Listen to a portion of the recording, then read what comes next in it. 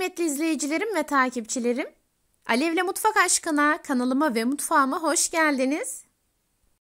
Bugün de sizler için 4 adet yufka ile yaptığım nefis bir ıspanaklı börek tarifi hazırladım. Hiç zaman kaybetmeden hemen tarifime geçiyorum. Hepinize iyi seyirler.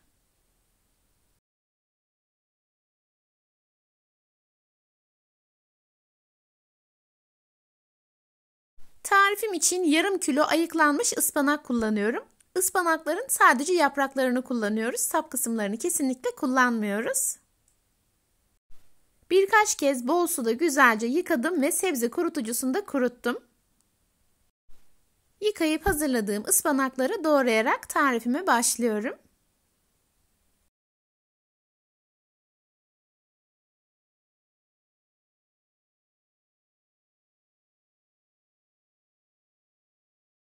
Doğradığım ıspanağın tamamını genişçe bir tepsiye aldım. Tarifim için 2 adet de soğan kullanıyorum. Kabuklarını soyduktan sonra yemeklik doğruyorum.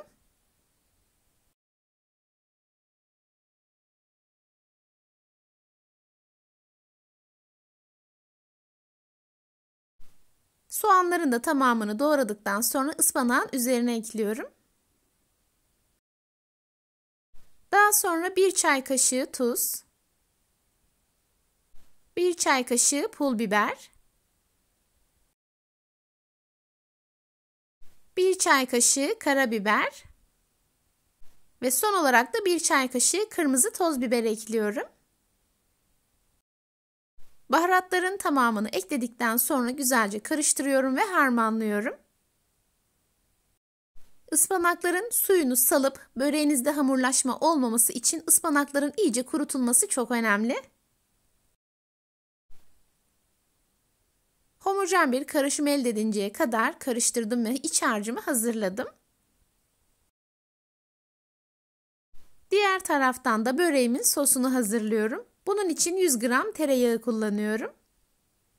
Tereyağını erittikten sonra 1 çay bardağı sıvı yağ ve 1 çay bardağı süt ekliyorum. Tarifimde kullandığım çay bardağı ölçüsü 125 ml. Güzelce karıştırarak böreğimin sosunu hazırlıyorum.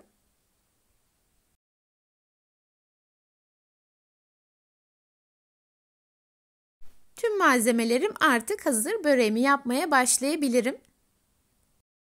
Tarifim için 4 adet günlük taze yufka kullanıyorum.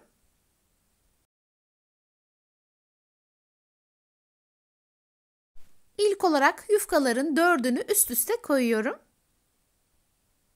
Her bir yufkayı 2'ye keseceğiz. Yani vermiş olduğum ölçüden toplamda 8 adet börek elde ediyoruz. Bu arada her zamanki gibi tarifimde kullandığım tüm malzemeleri videonun altındaki açıklama kısmına ölçüleriyle birlikte ekliyor olacağım. Oradan da bakıp faydalanabilirsiniz. Yufkanın 4 tanesini üst üste koyduktan sonra 2'ye katlıyorum. Ve de yufkaları daha eşit kesebilmek için tekrar katlayarak üzerine bastırıyorum. Böylelikle belirgin bir hale getiriyorum. Şimdi ortadaki hazırladığımız şeritten rulet yardımıyla kesiyoruz.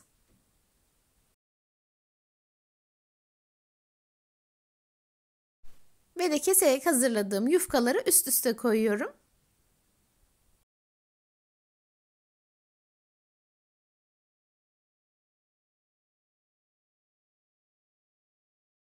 Şimdi 1 adet yufkanın üzerine hazırladığım karışım ile güzelce yağlıyorum. Bu arada diğer bir taraftan da fırınımı 200 derece alt üst ayarı açarak ısıtıyorum. Böreklerimi hazırladıktan sonra hemen üzerine sosu sürerek fırına koyacağım ve pişireceğim.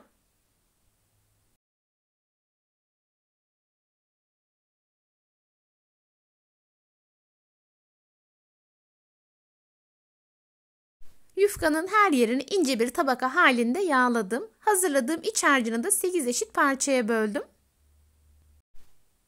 Ispanaklı iç harcımı yufkanın üzerine koyduktan sonra elimle her yerine gelecek şekilde yayıyorum.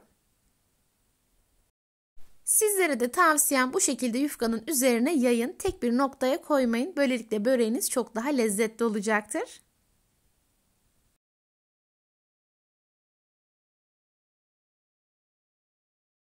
Ispanağı yufkanın her yerine yaydıktan sonra kenarlarını yaklaşık 2'şer parmak genişliğinde katlıyorum. Ve de çok sıkı olmayacak şekilde rulo yapıyorum. Bir uçtan diğer ucu rulo yaptıktan sonra böreğime son şeklini veriyorum ve gül böreği haline getiriyorum.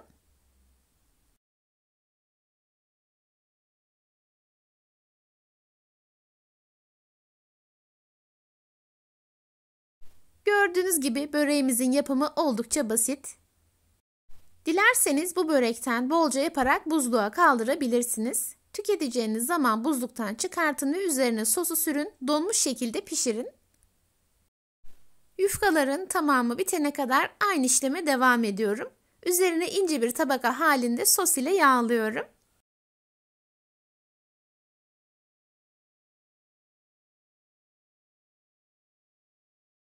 Yufkanın her yerini yağladıktan sonra iç harcımı üzerine koyuyorum.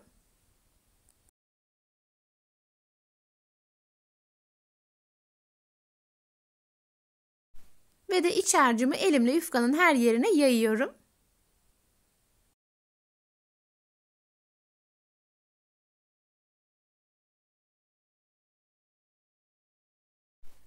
Son olarak kenarlarından 2'şer parmak genişliğinde katlıyorum. Ve de çok sıkı olmadan böreğimizi rulo yapıyoruz.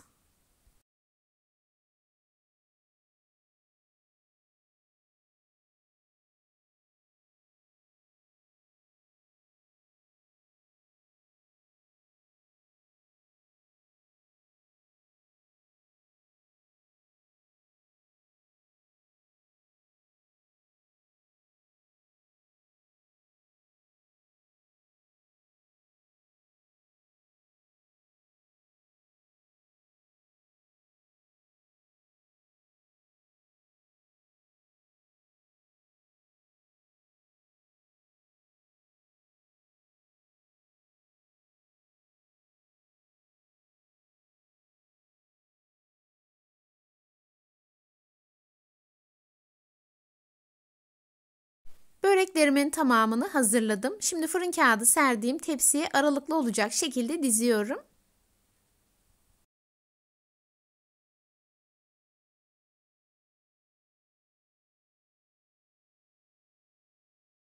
Böreklerimin tamamını tepsiye koyduktan sonra üzerine dökeceğim sosumu hazırlıyorum.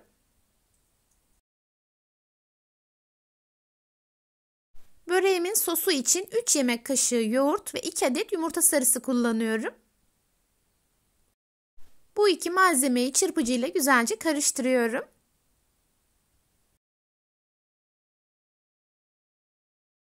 Ve de hazırladığım sosu böreklerimin üzerine fırça yardımıyla sürüyorum.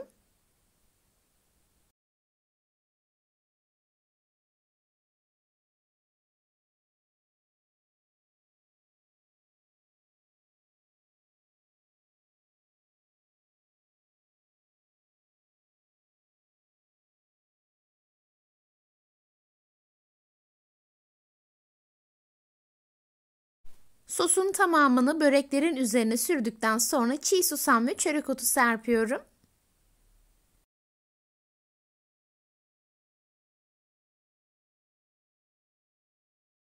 Ve de şimdi hazırladığım böreklerimi önceden ısıttığım 200 derecelik alt üst ayarlı fırına koyuyorum ve pişiriyorum.